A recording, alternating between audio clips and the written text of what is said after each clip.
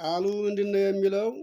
አሁን እንደሰማችሁት ብፁዓንስ ይላል። ብፁዓንስ የእግዚአብሔርን ቃል ሰምተው የሚጠብቁት ናቸው ነው የሚለው። እንግዲህ ይሄ ማለት ምን ማለት ነው? ቃሉ ግልጥ ነው። ብዙ ማብራሪያ የማይፈልግ ቃል ነው። የተፈታ ቃል ነው። ፍች የሚያስፈልገው ቃል ሳይሆን የተፈታ ቃል ነው። አዎ ብፁዓን የእግዚአብሔርን ቃል ሰምተው የሚጠብቁት ናቸው። እነዚህ ናቸው ብፁዓን። እንግዲህ የማዕረግ ስም ነው ይሄ። መቼም በመንፈሳዊም በስጋዊም ሕይወት ስትገቡ ሰው እንደ እውቀቱ፣ እንደ ሙያው፣ እንደ ድካሙ የማዕረግ ስም አለው። በቤተ ክርስቲያንም ያለውን የማዕረግ ስም በዓለም ላይ ያለውን የማዕረግ ስም ስታዩት ስሙ የሚሰጠው ማዕረግ ከድካሙ ጋር ከእውቀቱ ጋር ነው። እንደገና ደግሞ በእግዚአብሔርም ምርጫ ተመርጦ ስልጣን ላይ ሲውልም የግዴታ ቦታው ስም ይሰጠዋል። ለሰውየው ሳይሆን የቦታው ስም አለውና እንግዲህ ያ የማዕረግ ስም ነው። ብፁዓን ማለት የማዕረግ ስም ነው። እኛ ብፁዓን እያን ብንጠራውም የብፁዓንን ውሳጣዊ ሕሊና የሚያውቀው እግዚአብሔር ብቻ ነው። ሁላችንም ብፁዓን ነን ብለን ነው የምናስበው። ሁላችንም ክርስቲያኖች ነን ብለን ነው የምናስበው። አባቶችም አባቶች ነን፣ ሊቃውንትም ሊቃውንት ነን፣ ካህናትም ካህናት ነን፣ ዲያቆናትም ዲያቆናት ነን ብለን ነው የምናምነው። ግን በተሰጠን ማዕረግ ላይ ጸንተን እንኖራለን ወይስ አይደለም የሚለውን እንግዲህ ያ የሚያውቀው እግዚአብሔር ነው። ክርስቲያንም ክርስቲያን ነው የሚለው ሰው በእምነቱ በሚያመልከው እምነቱ በዚያ ስም ነው የሚጠራው። እንግዲህ ግን እንደሚያምነውና እንደሚያመልከው ነው ወይ? ያንን ፈታሄ አለው። አሁንም እኛም ክርስቲያን ነን፣ ግን ብፁዓን ነን ወይ ብለን ለማለት ራሳችንን ብፁዕ ቅዱስ ለማድረግ አንችልም። ምክንያቱም ራሳችንን ብፁዓን ብናደርገው ከእግዚአብሔር ፊት ስንደርስ እንኳን ብፁዕነት ክርስትና ውስጥ እንዴት እንደሚገኝ እሱ ነው የሚያውቀው። ብፁዓን የተባሉት ለመንግሥተ እግዚአብሔር የታደሉት፣ መንግሥቱን እንዲወርሱ የታጩት፣ የተመረጡት፣ በሕሊናና በሥጋ ፍጹማን የሆኑት እነዚህ ብፁዓን ናቸው። አሁን ምን አለ ጌታችን ኢየሱስ ክርስቶስ? ብፁዓንስ የእግዚአብሔርን ቃል ሰምተው የሚጠብቁት ናቸው። አያችሁ፣ ይህንን ኃይለ ቃል እንዴት ተጠቀመው እዚህ ላይ ብለን ስንመለከት ወደኋላ መለስ ብለን ከመጀመሪያ ጀምረን ትንሽ ዳሰስ እናድርገው። እንግዲህ የሉቃስ ወንጌል ምዕራፍ 11 ነው ያነሳውላችሁ። የሉቃስ ወንጌል ምዕራፍ 11 ከቁጥር 28 ነው መነሻችን። ከመጀመሪያው ላይ ስንደርስ እንደው ከቁጥር 1 ጀምረን ትንሽ እንመልከተውና ደቀ መዛሙርቱ ክርስቶስን ምን አሉት? የዮሐንስ ደቀ መዛሙርት መምህራቸው ዮሐንስ ጸሎትን አስተምሯቸዋልና እኛም እንድንጸልይ ጸሎትን አስተምረን አሉት። አያችሁ፣ ጸሎትን አስተምረን ሲሉት ጌታችንም ለደቀ መዛሙርቱ ያስተማራቸውን ትምህርት ያው የምንጸልየው ጸሎት ነው። በማቴዎስ ወንጌል ምዕራፍ 6 ላይም ከቁጥር 9 ጀምረን ስንመለከት እናገኘዋለን። እዚህም ላይ ደግሞ ቁጥር 2 ላይ ስንመለከተው በሰማያት የምትኖር አባታችን ሆይ ስምህ ይቀደስ፣ መንግሥትህ ትምጣ፣ ፈቃድህ በሰማይ እንደሆነች እንዲሁ በምድር ትሁን። የዕለት እንጀራችንን ዕለት ዕለት ስጠን፣ ኃጢአታችንንም ሁሉ ይቅር በለን እኛም ደግሞ የበደሉንን ሁሉ ይቅር እንደምንል ይቅርም ብለናልና ከክፉ አድነን እንጂ ወደ ፈተና አታግባን እያላችሁ ጸልዩ ብሎ ይህንን የጸሎት ትምህርት አስተማራቸው። ይህን ካስተማረ በኋላ ያለውን መቼም ስለምታነቡት ብዬ ነው እና ሁሉን አልነግራችሁም። ይህን ካስተማራቸው በኋላ ቀጥሎ የተናገራቸው ነገር ምንድን ነው? እናንተ ክፉዎች ናችሁ፣ ጠማሞች ናችሁ። ልጆቻችሁ መልካም ነገር ቢለምኗችሁ ክፉ ነገር ለልጆቻችሁ ትሰጣላችሁን? ይላል። ልጆቻችሁ የሚበላ የሚጠጣ የሚለበስ ፍላጎታቸውን አውቀው ቢጠይቋችሁ ክፉ ነገር ነውን ለልጆቻቸው የምታደርጉላቸው? ይላል። ይህን ካለ በኋላ ምን አለ? እንግዲህ እናንተ ክፉ ናችሁ ሳለ ክፉዎች ሰዎች ናችሁ ሳለ ለልጆቻችሁ እና ለምትወዷቸው ሰዎች መልካም ነገር ማድረግ የምትችሉ ከሆነ ይልና ታዲያ በሰማያት ያለው አባታችሁማ ለሚለምኑት እንዴት አብልጦ የማያልፈውን ዘመን የማይሽረውን ለዘላለም የሚኖረውን ጥንት የነበረውን መንፈስ ቅዱስ ለምን አይሰጣቸውም? ይሰጣቸዋል። እናንተ እንኳን አዋቂ የሆናችሁ ኃላፊውን ነገር ለምትወዱት ሰው ታደርጋላችሁ። በእውነት ለሚለምኑት እውነተኞች ልጆች ነው ማለት ተገኙትማ የሰማዩ አባታችሁ መንፈስ ቅዱስን ያድላቸዋል እያለ ይህን ኃይለ ቃል ተናገራቸው። ይህንን ቃል እየተናገረ እያለ ሰይጣን ያደረበት ዲዳ የሆነ ሰው አገኘ። ከቁጥር 14 ላይ ያለ ኃይለ ቃል ነው እና እንግዲህ አጋንንት ያደሩበት ሰው እንደምታውቁት መላ ሰውነቱ ሽባ ነው፣ አንደበቱ የተያዘ ነው፣ ጆሮ የተያዘ ነው፣ ሁለመናው ያጣመዋልና ሰይጣን እንዳልተፈጠረ አድርጎ ነው እንግዲህ የሚጫወትበት እና ያንን ድዳ አገኘ። ያ ድዳ ሰው ሰይጣን ያደረበት ስለነበረ ድዳ ነበር፣ መናገር አይችልም፣ አፉ የተያዘ ነበረ። ያንን ድዳ ሰይጣኑን ሲያወጣው በዚያችው ሰዓት ያ ሰው ተናገረ ነው የሚለው። መናገር ጀመረ። ሁለመናው ሰውነቱ ቀና፣ ተጣሙ የነበረ ሁሉ ሰውን ተስተካከለ፣ እንደነበረ ሆነ። መናገር ጀመረ። በዚያን ጊዜ ክርስቶስን ሲከተለው የነበረው ሕዝብ ተደነቀ ይላል። አደነቁ።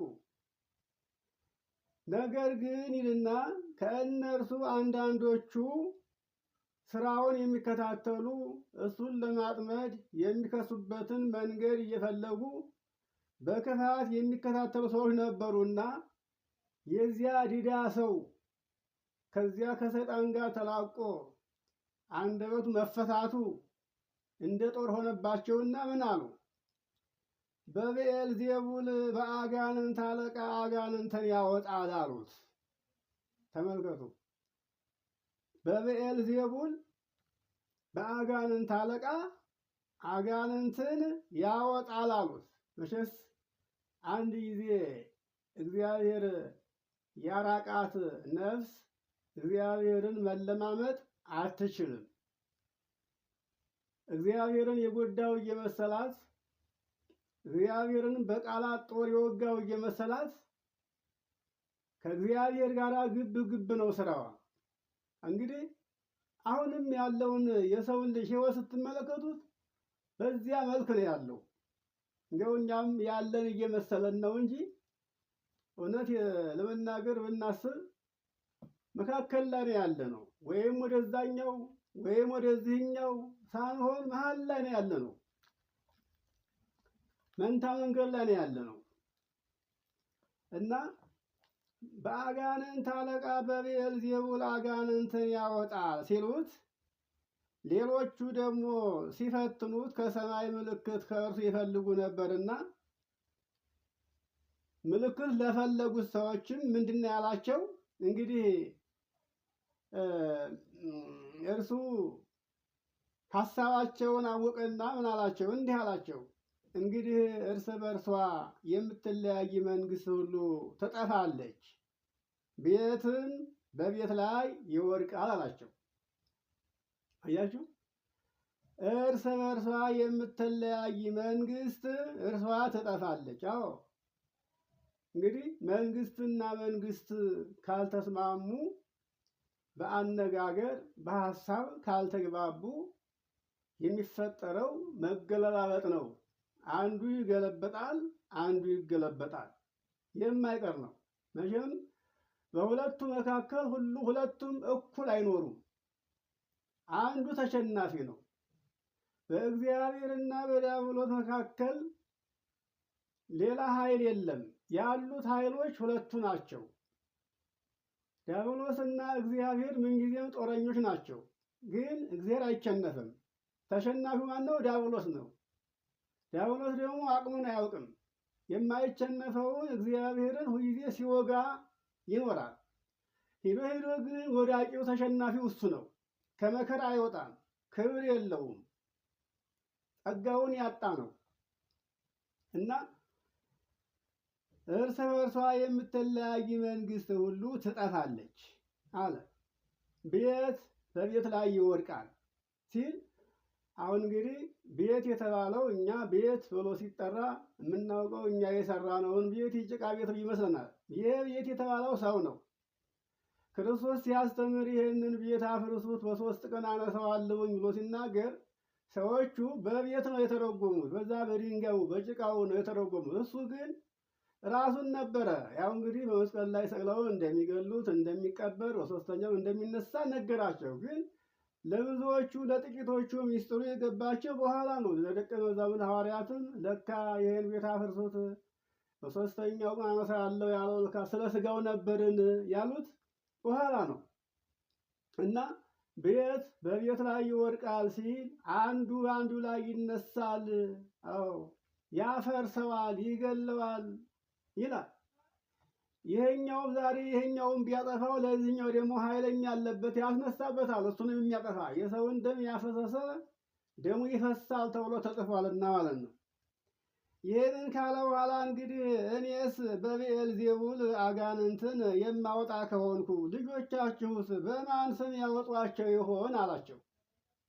አያችሁ፣ እኔንስ አጋንንትን በአጋንንት አለቃ በብዔልዜቡል ያወጣል አላችሁኝ።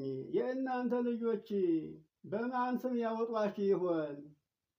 እንግዲህ ልጆቻችሁ አጋንንትን በአጋንንት ስም ማውጣት ይችላሉን?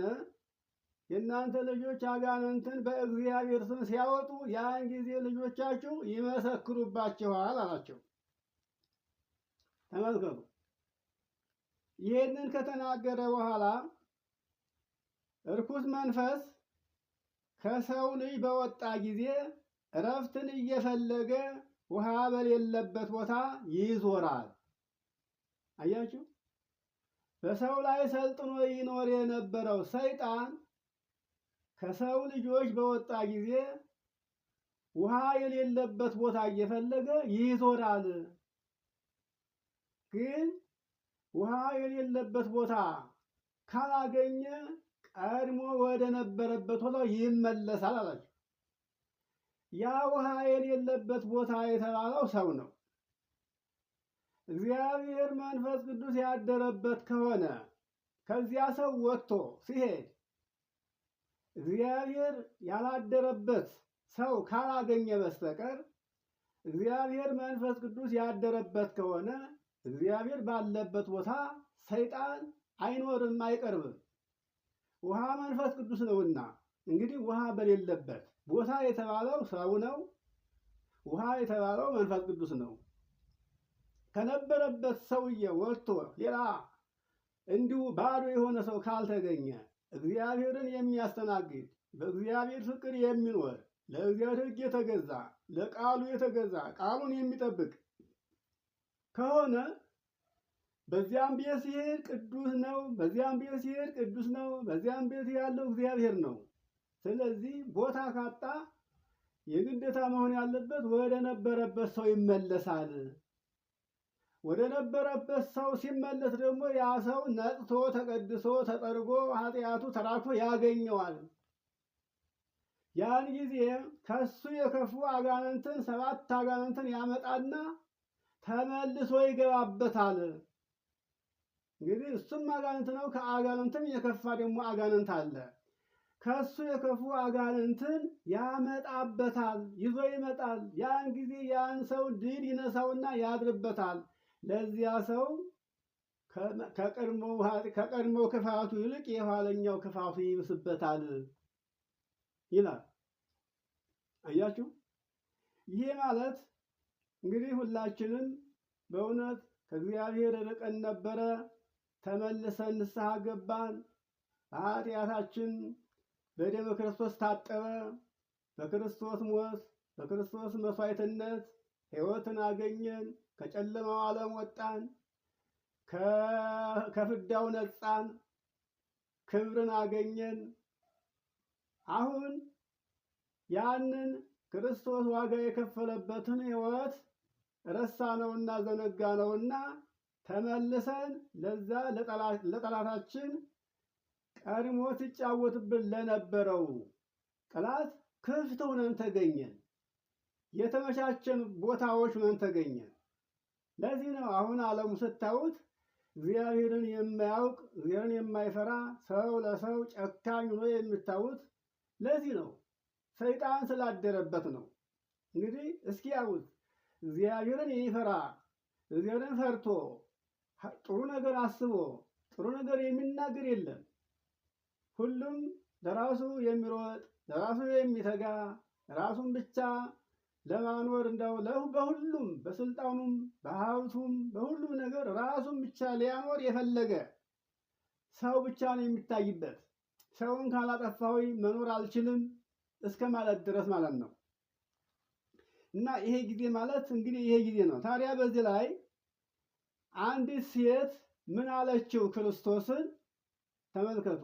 አንዲት ሴት ይህንን ሲያስተምር የሰማች አንዲት ሴት ምን አለችው? ያለችውን ስሙ። እየሰማችሁ ነው አይደል?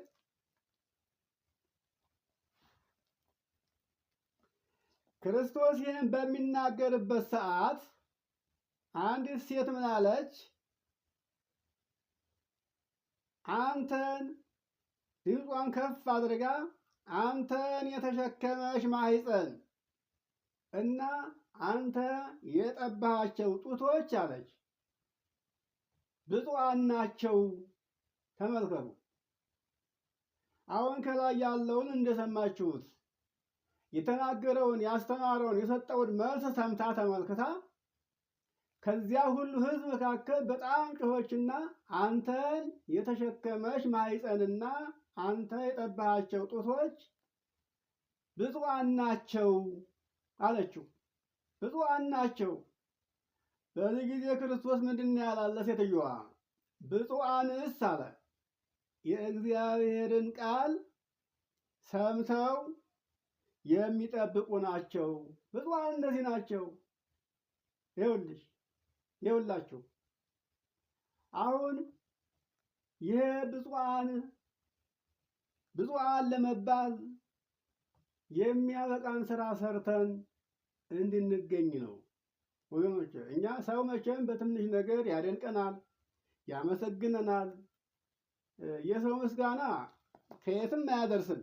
እውነት ለመናገር ከታሰበ እግዚአብሔር ሲያመሰግን ብቻ ነው እንጂ እንደውም የሰው ምስጋናማ ውዳሴ ከንቱ እየሆነ ብዙ ክብር ነው የሚያስቀረው የሚያጠፋው።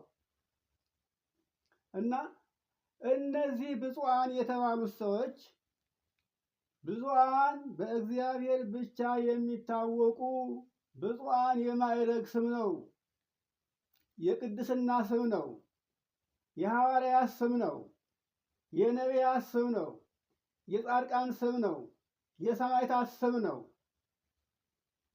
ይህን ዓለም ንቀው ይህን ዓለም ትተው በረሃ ገብተው ድንጋይ ተንተርሰው ጤዛ ልሰው ድምፀ አራዊትን ታግሰው ረሃቡን ጥሙን ታግሰው የላመ የጣፈጠ ነገር ሳይቀምሱ ቅጠል ሸምጠው የሚኖሩ የቅዱሳን ስም ነው። አያችሁት?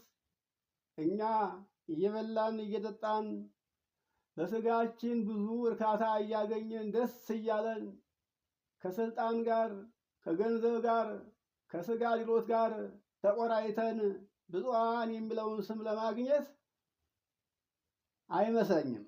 ያጠራጥራል። በእርግጥ በሉቃስ ወንጌል ምዕራፍ 16 ቁጥር 9 ላይ እንደተጻፈው ላወቁበት ሰዎች ብፁዓንነት ይገኛል። ይህንን ክርስቶስ የተናገረው ቃል ስለሆነ ነው። እንግዲህ በዚህ በሚያልፈው በሚጠፋው ብዕል ነቀዝ በሚያበላሸው ገንዘባችሁ ወዳጅ አብጁበት። አዎ ወዳጅ አብጁበት። ብቻን የበሉት ይሸታል፣ ከሰው ጋር የበሉት ይሸታል ይባላልና በዚህ ዓለም ብዕል ነቀዝ በሚያበላሸው ጠፍቶ በሚቀረው ገንዘባችሁ ወዳጅ አብጁበት። በሰማያት ባለው በዚያ ዓለም ቤት ሰርተው የሚጠብቋችሁ የሚቀበሏችሁ ወዳጆችን አብጁበታል። እንግዲህ ከነቢያት ብትፈልጉ፣ ከሐዋርያት ብትፈልጉ፣ ከጻድቃንም ብትፈልጉ፣ ከሰማዕታትም ብትፈልጉ፣ እናታችሁንም ቅድስት ድንግል ማርያምን ብትፈልጉ፣ መድኃኔ ዓለምንም ብትፈልጉ፣ ሥላሴንም ብትፈልጉ ወዳጅ አንድ ወዳጅ አብጁበት። ወይም ከነቢያት አንዱን ወይም ከመላእክት አንዱን ወይም ከጻድቃን አንዱን ደስ ያላችሁን ወዳጅ አብጁበት። ያንን ወዳጅ በየወሩ መታሰቢያ እያደረጋችሁ እያከበራችሁ ያዙት፣ ስሙን እያስጠራችሁ። ከዚህ ዓለም በምትለዩበት ጊዜ በወዳኛው ዓለም ቤት ሰርቶ ይጠብቃችኋል ብሎ ያስተማረው ክርስቶስ ነው። እንግዲህ ከሁሉም ይልቅ እግዚአብሔር መቼም እንደው እሱን ከምናስበው የደከሙለትን ዋጋ የከፈሉለትን አገልጋዮቹን ባሪያዎቹን ብናስብለት ደስ ይለዋል። እናት እሷን ከሚያከብሯትና እሷን ከሚወዷት ይልቅ ልጇን የሚወድላትን ትወዳለች። እኔን የወደደ ከአንገት ልጄን የወደደ ከአንጀት ትላለች። አንጀት ከአንገት በላይ ከውስጥ ነው። አንገት ደግሞ ከላይ ነው። አሁን እናት ልጇን እየጠላ ችን የተረገመሽ ልጅ እያለ ልጇን እየጠላ ይሄን ርኩስ ልጅ እያለ አንቺን እወድሻለሁ ይላት መቼም አይዋጥላትም። እሷን ግን እያኮመዘዘ እያመረረ አይ ይሄ የተባረከ ልጇ ነው እንጂ አይ ይህች ቅድስት ልጇ ነች እንጂ እያለ ልጇን ካመሰገነላት በልጇ መወደድ ትኖራለች እናት። ሥላሴ እንደዚህ ናቸው። ሥላሴ ያከበራቸውን የመሰከረላቸውን ወዳጃቸውን በቅድስና በንጽህና ታማኝ ሆኖ የኖረውን ሰው እነሱ ያከበሩትን የሚያከብርላቸውን ሥላሴ ይወዳሉ። አያችሁ፣ ይሄንን ይወዳሉ። አሁን ሰዎች ያልገባን ነገር ቢኖር እንደው እናቱን እያቀለሉ እሱን ሊወርሱ ሲያስቡ በእውነት ይሄ አስተሳሰብ የጤንነት ነው ተብሎ አይታሰብም። እውነት ለመናገር ጤነኛ አይምሮ እንዲህ አያስብም። እንኳንስ የመለኮትን ማደሪያ የሆነችውን እንኳንስ ስለ ክርስቶስ ሕይወታቸውን አሳልፈው የገበሩትን እውነትን መስክረው ሰውና እግዚአብሔርን አስታርቀው አገናኝተው እግዚአብሔር ያከበራቸውን ያጸደቃቸውን ሰዎች አጣጥለው ክፉ ስም አውጥተው መንግስቱን እንወርሳለን ሲሉ የህሊና ማጣት የአእምሮ መዛባት ሆኖ ነው የምናገኘው። እና እንግዲህ ብፁዕነት ብፁዓን ለመባል ምን ያስፈልጋል? ይሄንን ስም እንዲህ በቀላሉ የምናገኘው አይደለም። ስም ከተወለድን ጊዜ ጀምሮ ስም እያንዳንዳችን ስም አለን። የማዕረግ ስም ለማግኘት ግን ምን ያስፈልጋል? ድካም ያስፈልጋል፣ እውቀት ያስፈልጋል፣ ጥበብ ያስፈልጋል። አያችሁት? ሰው ሳይደክም የማዕረግ ስም አይሰጠውም። ሊቀ ካህናት ተብሎ ቢጠራ ሊቀ ካህናት የመጨረሻው ስም ነው። ክርስቶስ የተጠራበት ስም ነው። ሊቀ ሊቃውንት ቢባል እስቲ ያስቡት። እንግዲህ ለምሳሌ ነው ይህን ያነሳሁላችሁ እንጂ በዓለም ላይ ያለውን የማዕረግ ስም ለእናንተ ትቼዋለሁ። ሁላችሁም ባለማዕረግ ትሆናላችሁና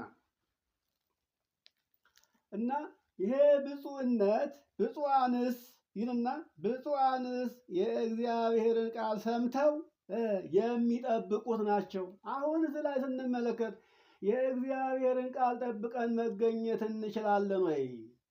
አሁን እኔ በእውነት የእግዚአብሔር ቃል ጠብቄ ነው ያለሁት ብለን ለመናገር የምንደፍርበት አንደበት አለን ወይ? እስኪ አስቡት። ከዚህ እኮ ነው የራቅነው። ታዲያ የእግዚአብሔርን መንግስት ቃል ጠብቆ ያልኖረ ብፁዓን ተብሎ ከብፁዓን ማህበር ያልገባ በብፁዓን ማህበር ያልታቀፈ ያችን መንግስት እኮ አይወርሳትም። አያችሁት? ያችን መንግስት በምንም ታምር አይወርስ። ያቺ ዓለም እንደዚህ ዓለም አይደለችም። ይቺ ዓለም ሁሉ ይኖርባታል መስሎ ተመሳስሎ ምግባር ያለውም ምግባር የሌለውም ጻድቁም ኃጥኡም አብሮ ይኖራሉ። ማንም አያውቃቸውም። አንተ እኮ ጻድቅ ነህ፣ አንተ እኮ ኃጥእ ነህ ሳይባባሉ ይኖራሉ። ኃጥኡ ጻድቁን ሳያውቀው፣ ጻድቁ ኃጥኡን ሳያውቀው ሁሉም አብረው ይኖራሉ። ያቺ ዓለም ግን የተበጠረ ስንዴ ብቻ ነው የሚገባባት እንጂ እንዲሁ አሰሩ ገሰሱ አይገባባትም። እንደ ገበሬው አዝመራ ገበሬ አዝመራን ካዘመረ በኋላ ገለባውን ከለየ በኋላ ከነ እንክርዳዱ ከነ ጌንጩ ነው ጎተራ የሚያስገባው። ከዚያ ነው እንደገና ሴቷ አበጥራ እህሉን ወደ ምግብነት የማይፈለገውን ደግሞ ወደ ጉድጓድ የምጥለው ሴቷ ነች። ይኸው መላእክትም ኋላ እንደዚህ የሚያበጥሩን እና የእግዚአብሔርን መንግስት ለመውረስ ብፁዕነት ያስፈልጋል። ብፁዕነት ደግሞ የሚገኘው ቃሉን በመጠበቅ ነው። ቃሉን የጠበቀ ሰው አሁን ታገኛላችሁ ወይ? እስቲ በራሳችን እንፍረድ። እውነት ለመናገር አዎ፣ በትናንትናው ዕለት በእውነት ለሁሉ አስተማሪ የሆነ መልካም ስራ ተሰርቷል። ያ ስራ በቂ አይደለም። አዎ፣ ያ ስራ በቂ አይደለም። ስላለን ያደረግነው ለእግዚአብሔር የሚገባውን አድርገናል ወይ? ጥያቄ አለበት ይሄ። እግዚአብሔር ይህን መልካም ስራ ሰርተናል፣ ደስ ይለዋል። ግን እሱ በገንዘብ በስጦታ አይደለልም። ለወንድማችን ለተቸገረው፣ ላዘነው፣ ለተከዘው በምንችለው ነገር ሁሉ መልካም ነገር እንድናደርግ ታዘናል። ያ ሁላ ሲሆን ደግሞ ለእግዚአብሔር የሚቀርበው መስዋዕት ምንድን ነው? ለእግዚአብሔር የሚቀርበው መስዋዕት የዋህ ልቡና ነው። መንፈስ የዋህ አዎ፣ የዋህ መንፈስ ነው። ቂምና በቀል የሌለው፣ ክፋት የሌለው፣ ተንኮል የሌለው በንጽህና የተሞላ ሰብእናን ይፈልጋል እግዚአብሔር። ምክንያቱም እግዚአብሔር ከድንጋይ ጋር አይኖርም፣ ከዛፍ ላይም አይኖርም። ሁሉም ፍጥረቱ ቢሆንም እኖርበታለሁ፣ ዙፋን ዘርግቼ እቀመጥበታለሁ ብሎ ያዘጋጀው ዙፋኑ ሰው ነው። ያቺ ሰውም ደግሞ ነፍስ ነች። አዎ፣ ስጋ የተሰራው ለነፍስ ማደሪያ ግድግዳ ነው። አያችሁት? ስጋ የሰው ግድግዳ ነው። ሰው ብለን የምንጠራው ነፍስን ነው።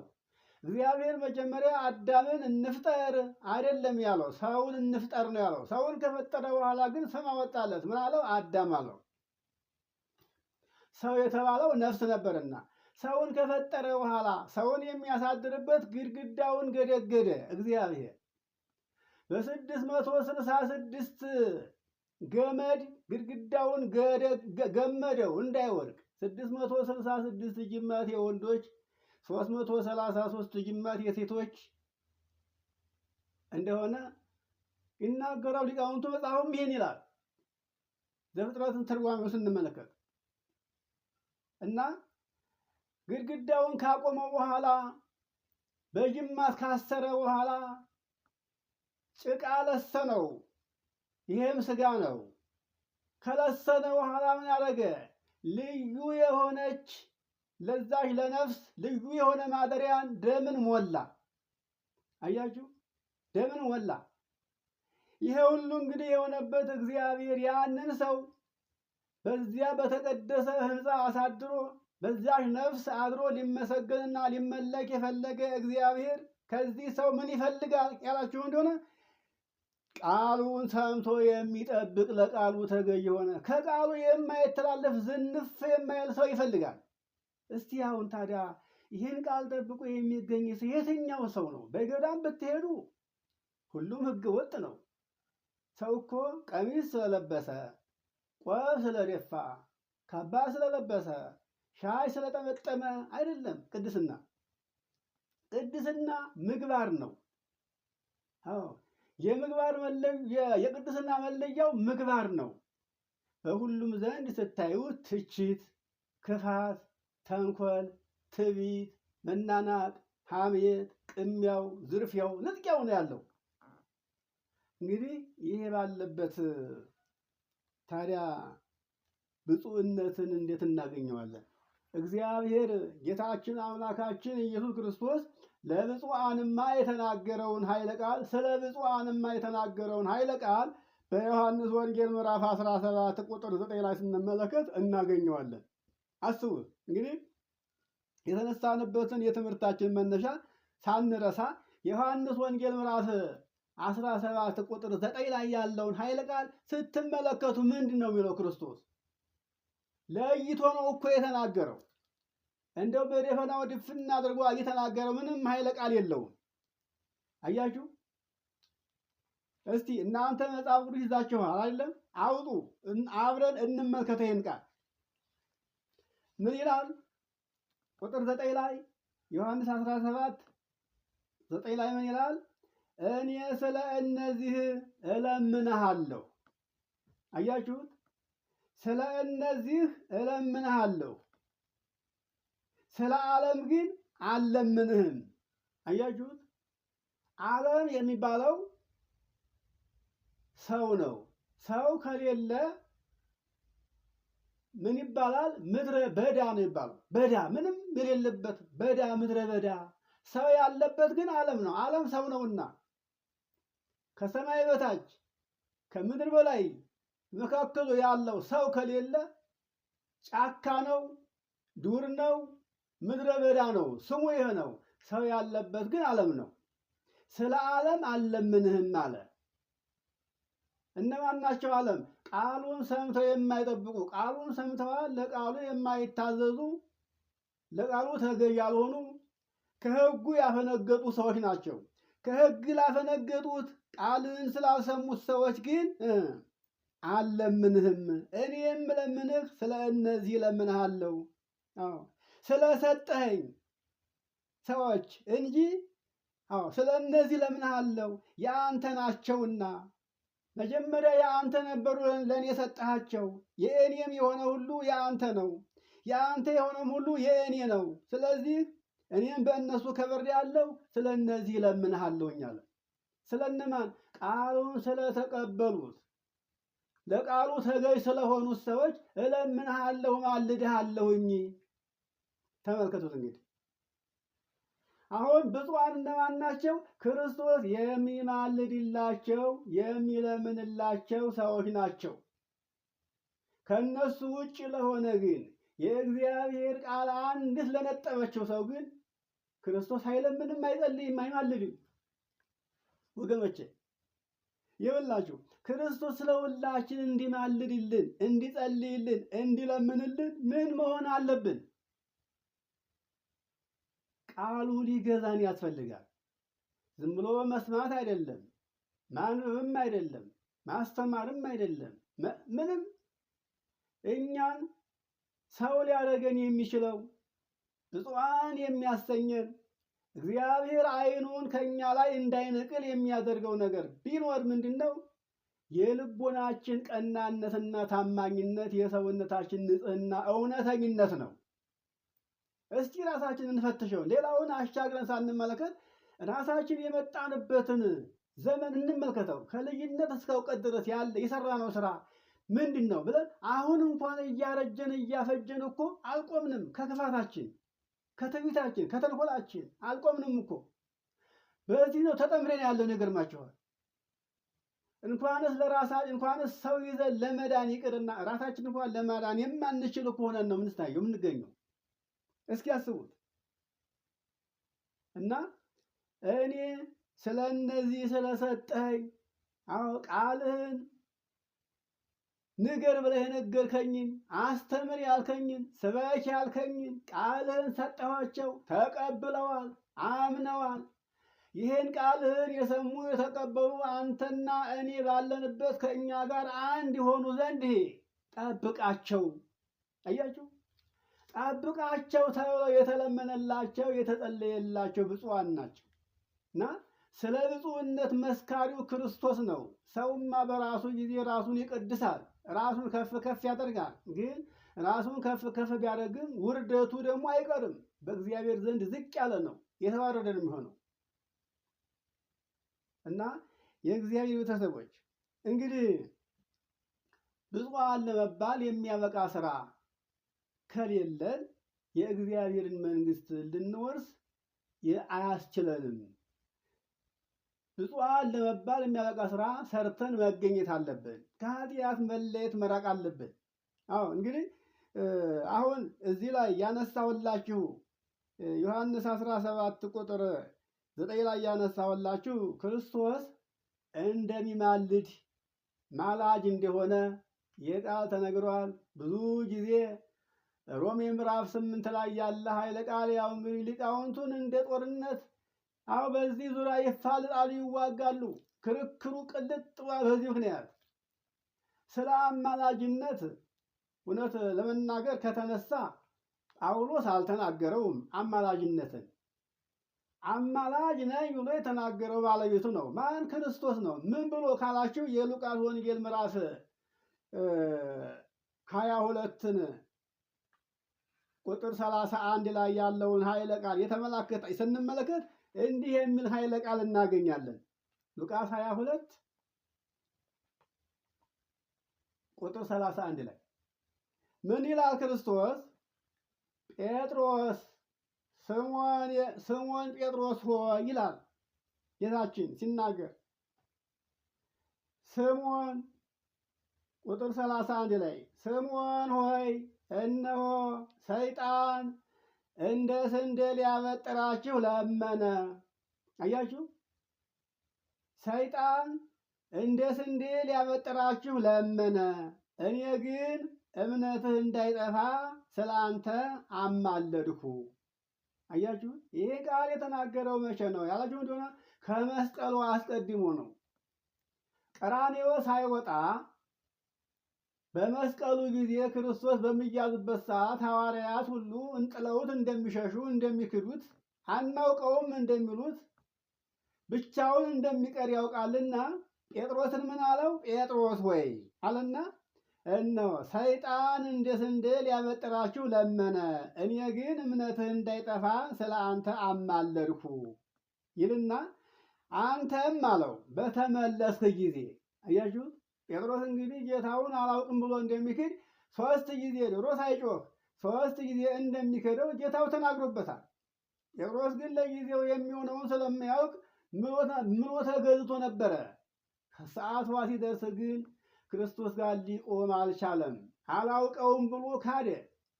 አያችሁ፣ ክርስቶስ ግን አስቀድሞ ሳይሆን የሚያዝበት የሚሰቀልበት ሰዓቱ ጊዜው ሳይደርስ ምን አለው? አንተ ግን አለው በተመለስክ ጊዜ እንዲሁ ወንድሞችን አጽናና። አያችሁ፣ አጽናና። ስትመለስ ከጠፋህበት ክደትህን አስበህ ንስሐ ገብተህ ስትመለስ ያን ጊዜ ወንድሞችን አጽናና ብሎታል። እንግዲህ አዎ፣ ከዛ በኋላ እንግዲህ ክርስቶስ ሙቶ ከተነሳ በኋላ የተሰጠውን አደራ ታውቃላችሁ። በጎችን ጠብቅ፣ ግልገሎችን ጠብቅ የሚለውን ነገር ተቀብሎ አደራውን። ከዚያም በኋላ ነው እንግዲህ ጴጥሮስ ራሱን አሳልፎ ለሞት እስከ መስጠት ድረስ ደርሶ ሳይፈራ ሳይሰቀቅ ዓለምን ዙሮ ወንጌልን ለማስተማር የታሰበበት የተነሳበት ምክንያቱ ይሄ ነው። ክርስቶስ ግን የዛን ጊዜ እኔ አማለድኩ አለ። አማለድኩ ያለበት አማላጅነቱን ስታስቡት እንዴት ነው? አሁን ሰዎች በዚህ ብዙ ነገር ይነጋገራሉ። ይማልዳል፣ ይማልዳል። ማላጁ ማን ነው? ሥጋ። ተማላጁ ማን ነው? መለኮት። ተማላጁ የሚማልደውን ተዋህዶታል፣ ማላጁ የሚማልደውን ተዋህዶታል። በፊት 2 ባህሪ ነበሩ፣ ነፍስና ሥጋ፣ ትስብእትና መለኮት ሲዋሃዱ 2 አካል የነበሩት አንድ አካል ሆነዋል። ይህንን ኃይለ ቃል ይገርማችኋል። ቅዱስ ቄርሎስ ሃይማኖተ አበው ምዕራፍ 79 ቁጥር 38 ላይ ያለውን ኃይለ ቃል ሲናገር እንዲህ አድርጎ ይገልጠዋል። ቅዱስ ቄርሎስ የቅዱስ ቄርሎስን አገላለጥ እንዴት አድርጎ እንደሚገልጠው እስኪ እንመልከት እና ጌታችን አምላካችን ኢየሱስ ክርስቶስ እንደሚያማልድ በአንደበቱ በቃሉ የተናገረው ራሱ ነው። ሐዋርያው ቅዱስ ጳውሎስም ይሄን ተመርኩዞ ነው የተናገረው እንጂ ጳውሎስ ከራሱ አመንጭቶ አልተናገረውም። የዮሐንስ ወንጌል አሁን የተነሳንበትን ምዕራፍ 12 ስትመለከቱት እጸልያለሁ እለምናለሁ ማለት ምልጃ ነው።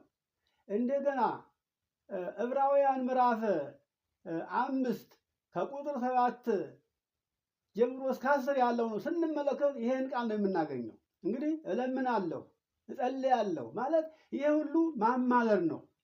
ግን ያማልዳል ስንል አማላጅነቱ በሰውነቱ እንደሆነ ይህንን ሰዎች ሁሉ ሊያውቁ ሊገነዘቡ ያስፈልጋል።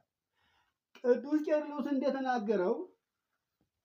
ቄርሎስ እንደተናገረው ምንድን ነው የሚለው ያለ ሃይማኖተ አበው ገጽ 324 መሰለኝ ገጹ። እስቲ ቆይ ልክ ነው 324 ገጽ ነው። ምዕራፉ 79 ነው። ተራ ቁጥሩ 38 ላይ ምን ይላል? እርሱ ለራሱ ልመናን የሚሻ መስሎ ይላል። አያችሁ፣ እርሱ ለራሱ ልመናን የሚያስፈልገው ልመናን የሚፈልግ መስሎ ልመና የሚያስፈልገው መስሎ አለና ከጥንት ጀምሮ ያገኘንን ፍዳ ከኛ ያርቅልን ዘንድ አብን ማለደው ይላል።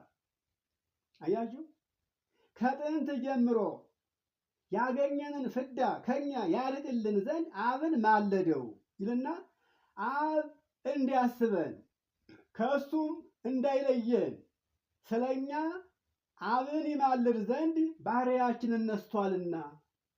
አያችሁ፣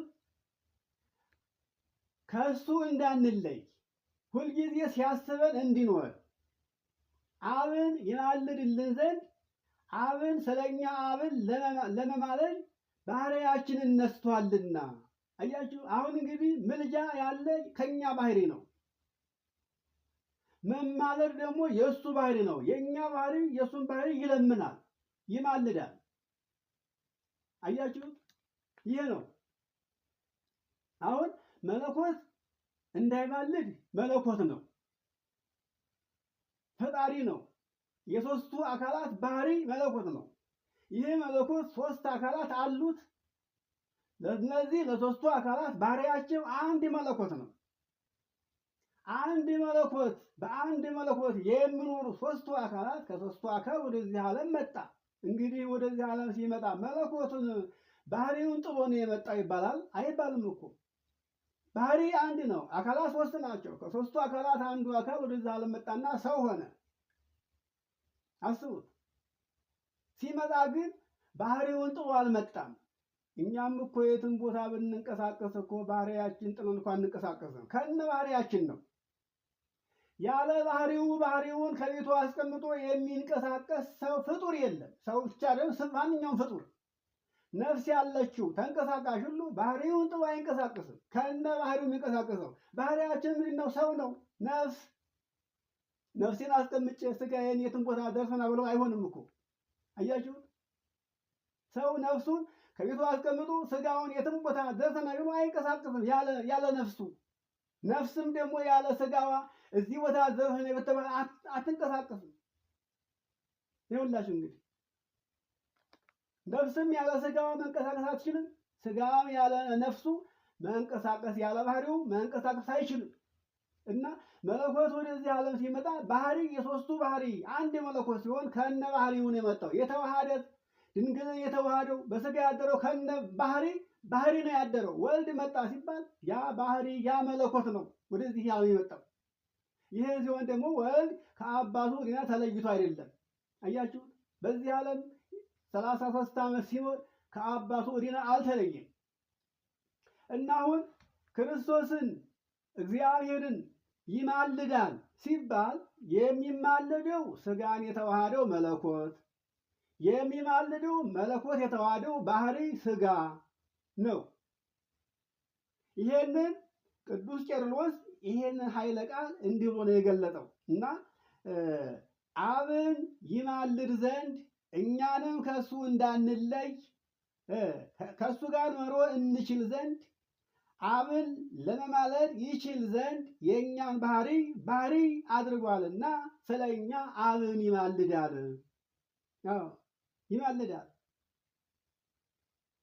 ለበጎ ስራ ለመልካም ስራ አብነት ሆነን እሱን አብነት አድርገን እሱን ለመልካም ስራ አብነት አድርገን መሪ አድርገን እሱ የሰራውን ስራ እሱ በሄደበት ጎዳና ሂደን እሱ የሰራትን ስራ መልካሟን ስራ መስራት እንችል ዘንድ ለበጎ ስራም አብነት ሆነን ይልና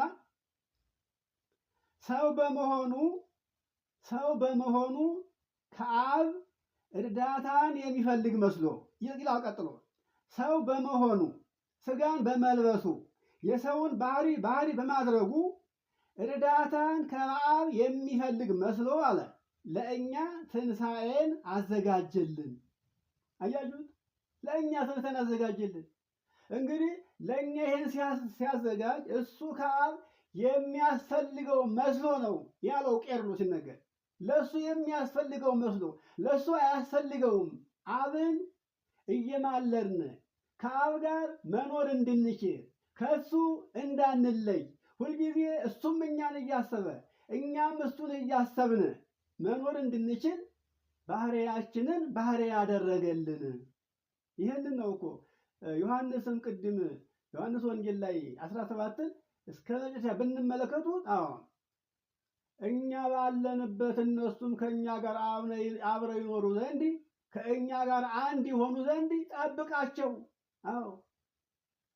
በዓለም ላይ ሳሉ እንድጠብቃቸው ነው እንጂ ከዓለም እንድታወጣቸው አይደለም እያለ የለመነው ልመና ይህንን ነው። እንግዲህ አሁን ጠብቃቸው ማለት ምልጃ ነው፣ ማማለር ነው።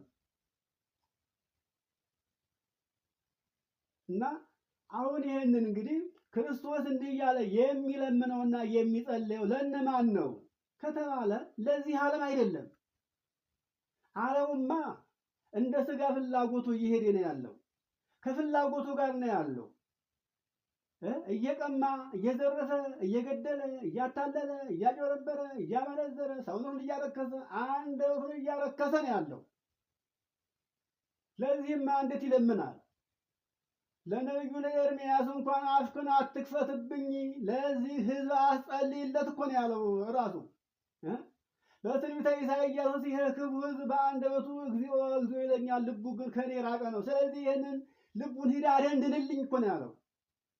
ለእነዚህ እንኳንስ ክርስቶስ ጻድቁም ነቢዩም ሐዋርያውም እንዲለምኑ አይፈቀድላቸውም። ትንሽ ፍንጭ ያላቸው ሰዎች ይኖራሉ። ክርስቶስማ እንግዳ የሚለምንላቸው የሚጸልይላቸው ሰዎች ለብፁዓን ነው። ለእነማን? ቃሉን ለጠበቁ ራሳቸውን አሳልፈው ለፈተና ለሞት ለመከራ የሰጡ ይህን ዓለም የማይፈልጉ ይሄ ዓለም ያላንበረከካቸው የዚህ ዓለም ፍቅር ያልገዛቸው የገንዘብ ፍቅር ያልገዛቸው የስልጣን ፍቅር ያልገዛቸው በሰው ዘንድ ከበሬታን የማይፈልጉ በሰው ዘንድ አቦ ማለትን መባልን የማይፈልጉ እነዚህ ናቸው ብፁዓን። እግዚአብሔርን ምን ሰርቼ ደስ ላሰኘው ብለው ሁልጊዜ መላ ዘመናቸውን ለቃሉ ብቻ ተገዥ የሆኑ ራሳቸውን አሳልፈው ለወንድማቸው ቤዛ ጥላ የሚሆኑ አንጀታቸውን አስረው ችግረኛውን የሚረዱ አያችኋቸው። ለእነዚህ ነው የሚለመንላቸው።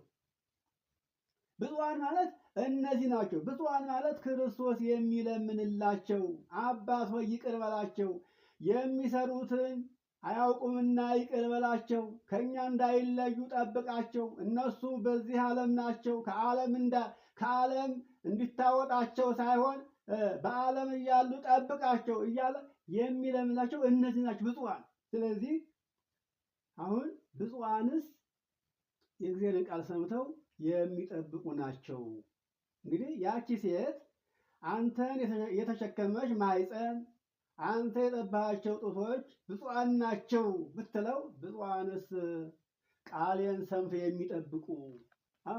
በሉቃስ ወንጌል ምዕራፍ 8 ቁጥር 21 ላይ በማቴዎስም ወንጌል ስንመለከት እናትህና ወንድሞችህ እየፈለጉህ አንተን እየጠበቁ በውጭ ቆመዋል ሲሉት እናቴና ወንድሞቼ እነማን ናቸው? እናቴና ወንድሞቼማ ቃሌን የሚሰሙ ናቸው ነው ካለው። አዎ እናቴ ማለት የእግዚአብሔር ቃል የምትሰማ፣ ወንድሞቼ ማለት የእግዚአብሔር ቃል የሚሰሙ ናቸው።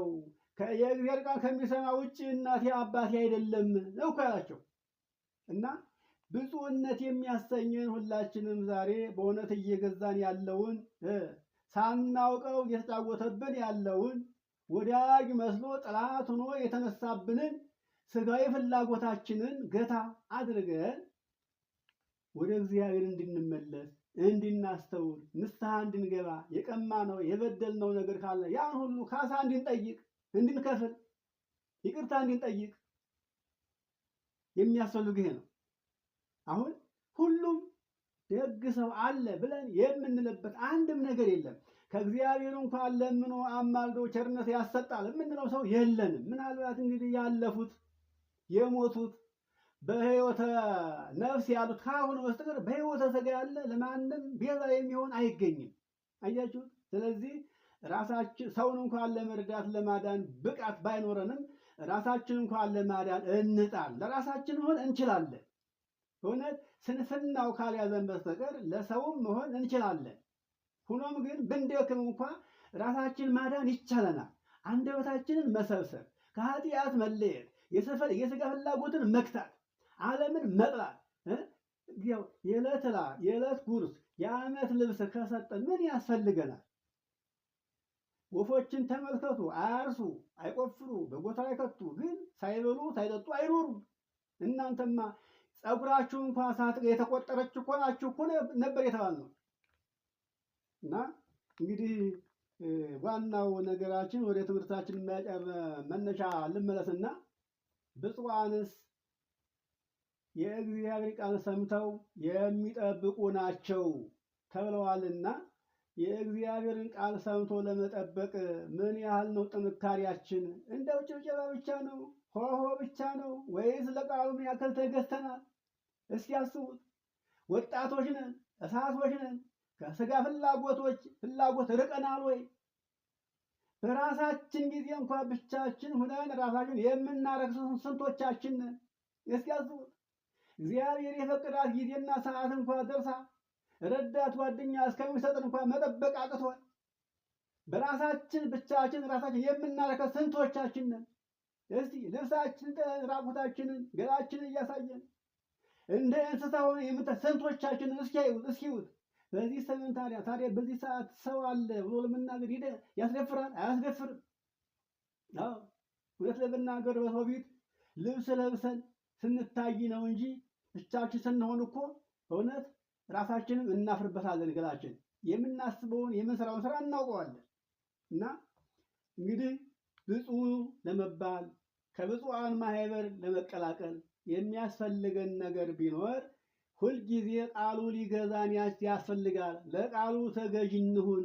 አዎ የሥጋ ፍላጎታችን የራሳችን ፈቃድ እናቁም። እንደ እግዚአብሔር ፈቃድ እንጂ እንደ ራሳችን ፈቃድ አንጓዝ። እግዚአብሔርን ፈቃዲ በሰማይ እንደሆነች እንዲሁ በምድር ትሁን እያለ ስንጠይቀው መጀመሪያ ፈቃዱን ሰርተን ነው። የእሱን ፈቃድ ሳንሰራ ፈቃዱን ሳንፈጽም የእኛን ፈቃድ ፈጽምልን ብሎ ለመናገር አያስችልም። እግዚአብሔር የሁሉ ባለቤት ሲሆን የሁሉን ጌታ የሁሉን አስገኝ መጀመሪያ እሱን ደስ አሰኝቶ ነው እንጂ እኔን ደስ አሰኘኝ አርካኝ እና በኋላ ለአንተ ደግሞ የፈለከውን አድርግልሃለሁኝ አይባልም። የፈለገውን ለማድረግ ባሪያዎች ነንና ባሪያ ለጌታው ተገዥ ነው። አስቀድሞ ጌታ ለባሪያው ቅድሚያ አይሰጥም። ቅድሚያ ባሪያ ለጌታው ይሰጣል።